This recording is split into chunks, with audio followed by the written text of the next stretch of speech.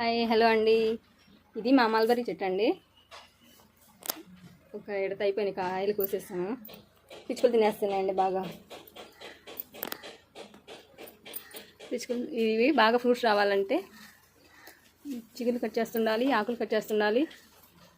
అప్పుడే కాయలు బాగా వస్తాయండి. ఆకులు ఉంటే ఆకులన్నీ ఫుల్గా ఉంటే అంతగా రావండి కాయలు.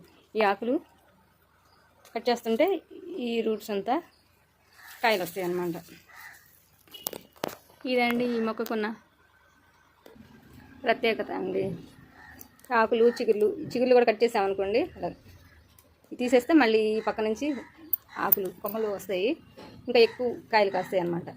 ఈ ఆకులు వచ్చినట్టు గిల్లేస్తుండాలండి. అయితే ఈ కాసే టైంలో మాత్రం ఈ ఆకులు అసలు ఉంచకూడదు. ఒకసారి గిల్లేసానండి, మళ్ళీ అయినా చిగురు పట్టుకొచ్చేసింది అన్నమాటనే. పట్టుకొచ్చిన చిగురు వచ్చింది. చిగురు అంటే చూసారా ఎన్ని కాయలోనూ కొత్తగా వచ్చినాయి అన్నమాట. ఇవన్నీ ఇదండి మా వీడియో. నచ్చితే లైక్ చేయండి. Thanks for watching friends.